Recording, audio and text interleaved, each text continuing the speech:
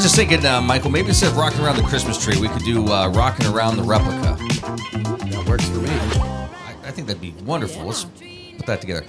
Michael, Arlene joining us here this morning from Drakewell Museum. Good morning. Good to see you. Thanks for coming in this morning. Good morning. It's kind of changed. The last time we were here, it was Halloween, and now you're all decorated for Christmas. I'm still wearing the mask, though. Well, it's good to see you. There's so much going on, even though it's sort of the downtime of the season for Drakewell. But Michael, what's going on behind the scenes? Well, as you said, this time of year, it seems like everything slows down at Drakewell, but actually it speeds up for the staff because now's the time that we do all of our planning for 2023. And I just realized that our first Winter Academy is coming up on January 5. Wow. And you think, well, January 5, that's way down the road, but we're already in early December, so it's like 4 weeks away at most. That's incredible. So, yeah, a lot of planning. It's funny. We're always, with what we do, with what you guys do, always planning ahead, right? So sometimes you look back and go, boy, maybe we need to just enjoy the moment. Mm-hmm. It's hard to do sometimes. Right. It is. It is. I remember when I first started my career in the museum field, somebody said, well, what do you do working at a museum? And you stop and think, all of those exhibits and programs don't just happen on their own. The staff and the volunteers are working together year-round to make those things happen. And it's an exciting time for us. And then the real excitement is when the programs come about and the public comes in and really tends to enjoy what we do. Well, this will be the last time we speak this year, and then we'll look forward to seeing you at the end of January. Michael, just looking back at 2022, your overall thoughts? I think 2022 was a very good year for us. We had the spring gas up and the fall gas up. Pit hole all summer long was very busy, plus the pit hole lantern tours. The attendance at Drakewell, with COVID kind of slowing down, the public really started to come back. And our numbers this year were about 85% of what they were pre-pandemic. So wow. We were very, very pleased with that. Well, and it's such a great space, too. You have the indoor museum, you've got the outdoor exhibits. It's really a lot to explore. And I'm sure you hear it, too. We should have made more time. We should have planned more. There's so much more than we thought to explore and see.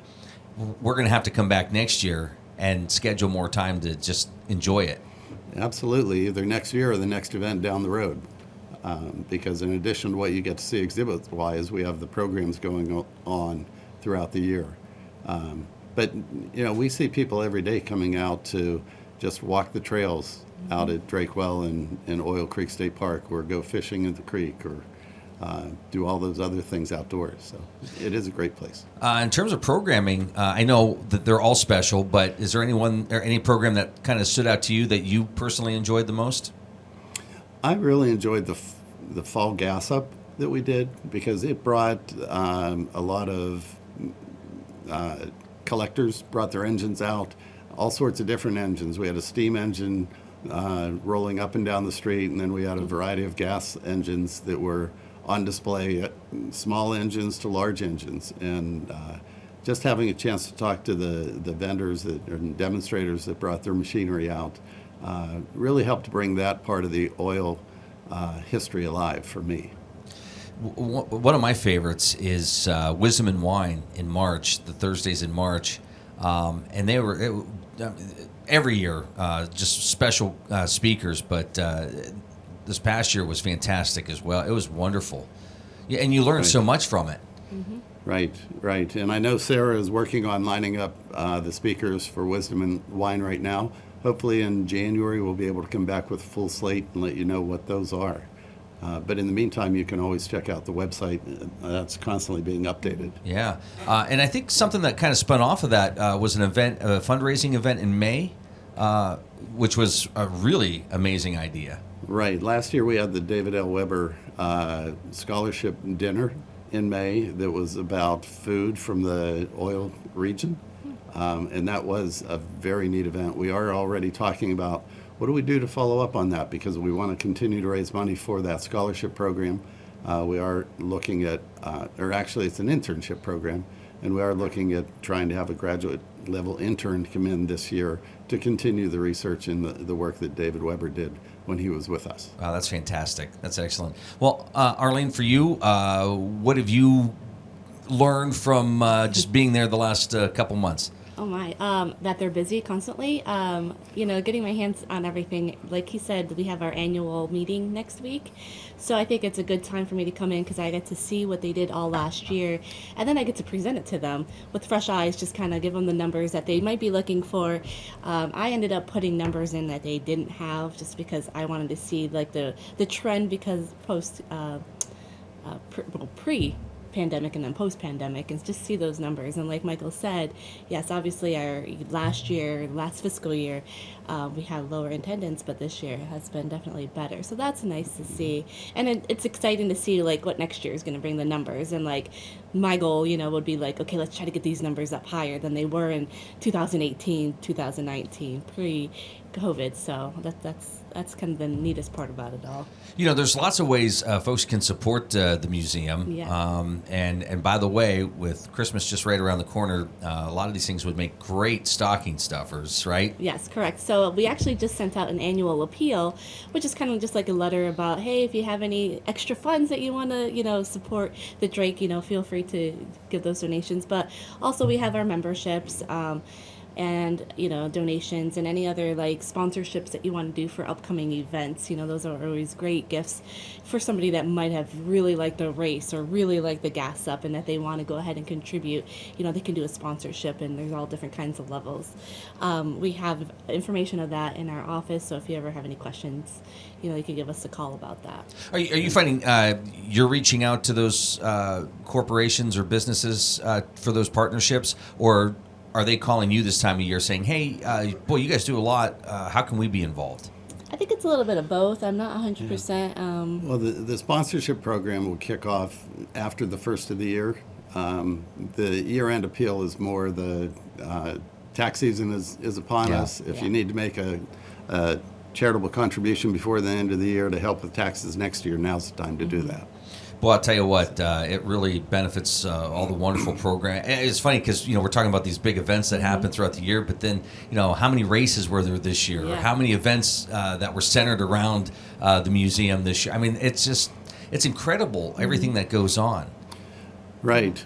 We will have the stacked races, the 5-miler and the half marathon in May. We'll have the marathon and the half marathon in August.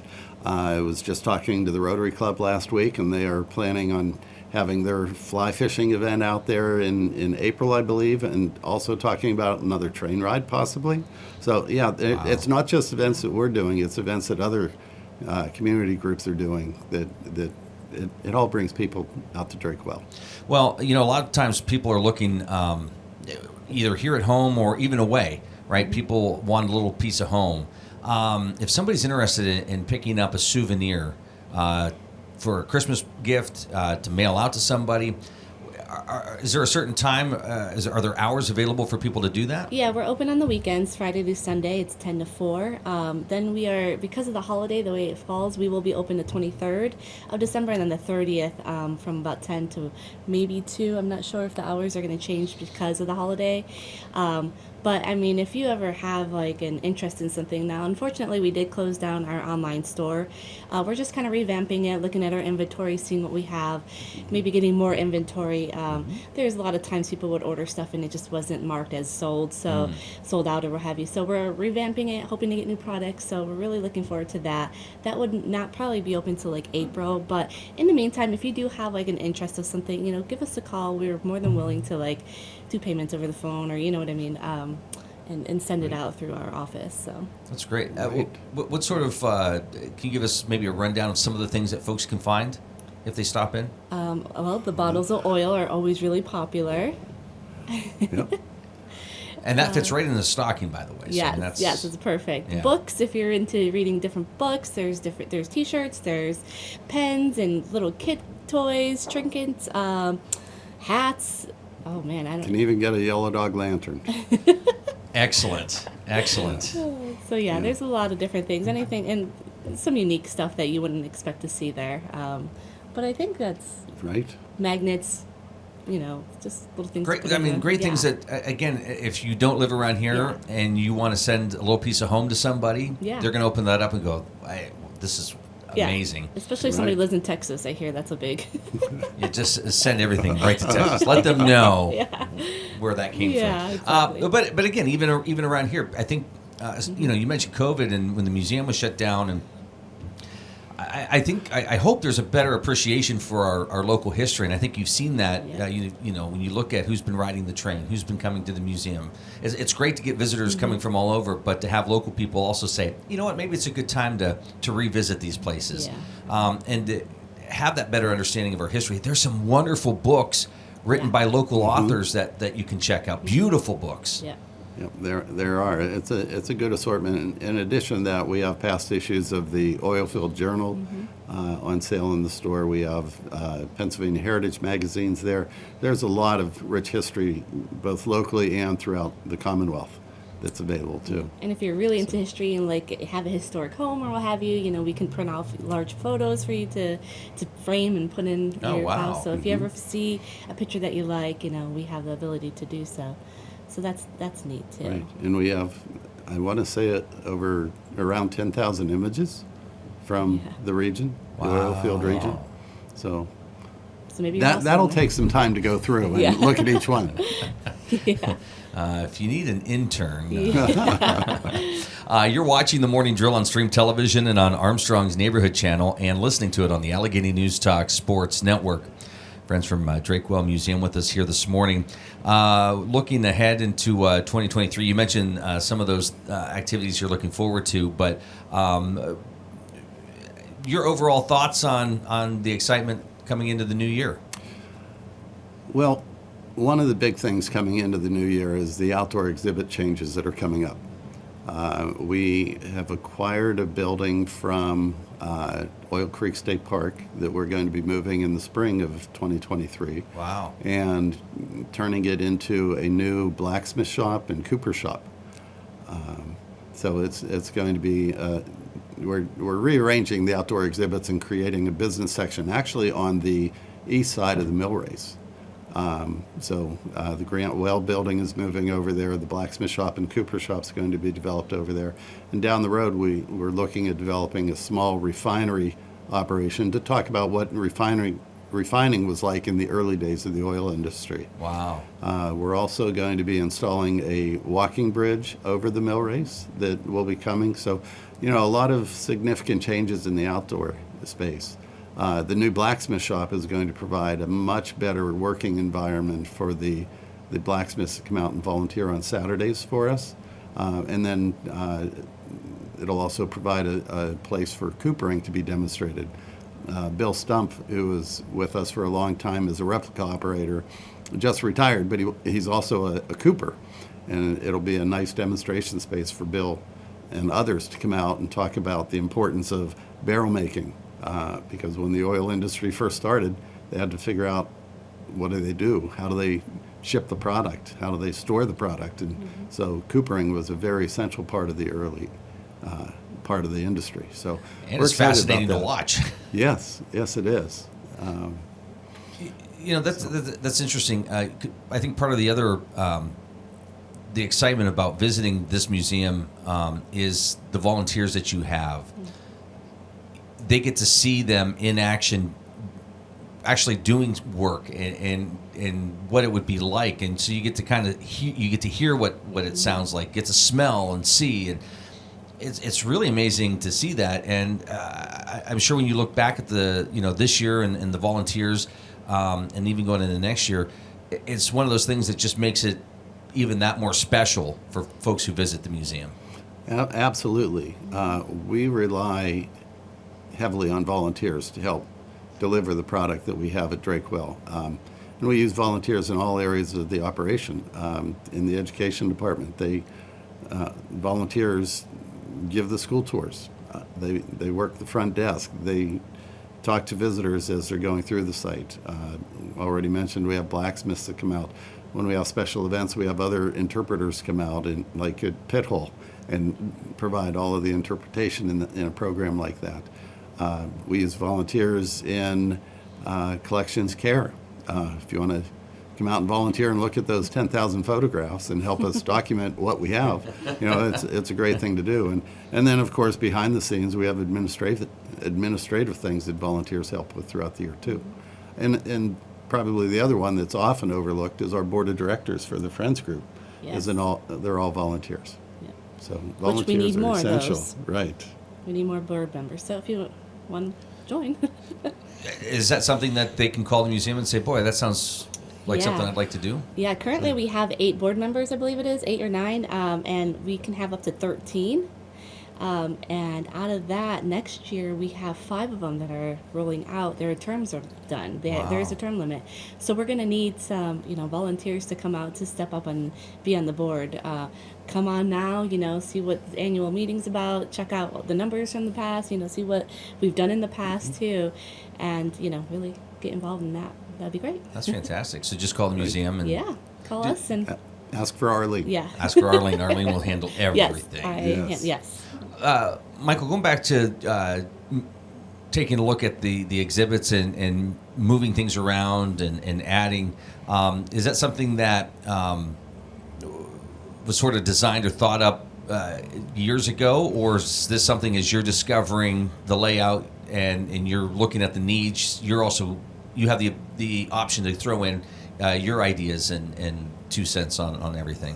Well, a lot of the planning started back in 2014, 2015, when the site was looking at strategic planning, but also interpretive planning.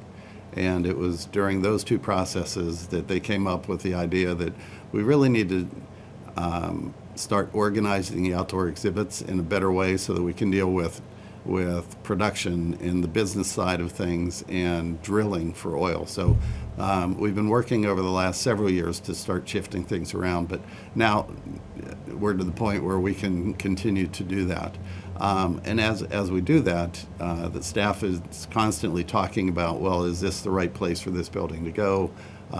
What's the walking path going to look like? How do we make sure that what we implement is going to work just right?